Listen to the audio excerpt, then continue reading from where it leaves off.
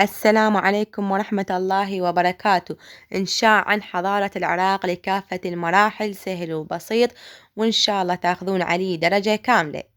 عرف العراق باسم بلاد ما بين النهرين، ويقصد بذلك الأرض التي تقع بين الأنهار، وتعتبر العراق بلد الحضارات، فقد شهدت مرور العديد من الحضارات على أراضيها، بما في ذلك حضارات بابل وآشوريا وأكاد وسومر.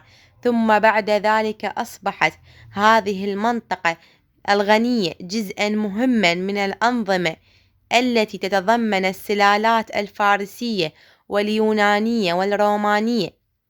ثم في القرن السابع أصبحت هذه المنطقة جزءا رئيسيا متكاملا من العالم الإسلامي.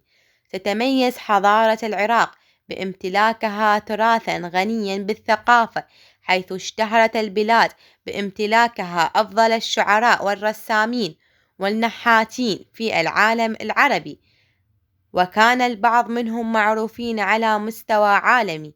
واشتهرت العراق أيضا بحرفها اليدوية المميزة والراقية، بما في ذلك صناعة السجاد والأغطية المختلفة.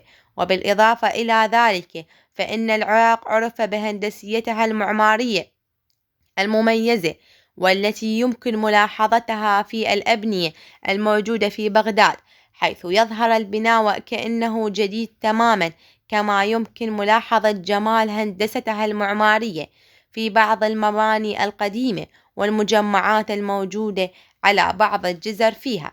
وتبقى حضارة بلاد الرافدين من أوائل الحضارات البشرية التي ظهرت على الأرض، ولها الفضل الكبير لما تركت وراءها من إنجازات وتحقيقات شملت على عموم جميع مجالات الحياة السياسية والصناعية والزراعية، وبالخصوص بالجانب الفكري الذي أثر تأثيرا كبيرا على جميع الحضارات الأخرى التي ظهرت بعد حضارة بلاد الرافدين. شكرا لكم طلاب.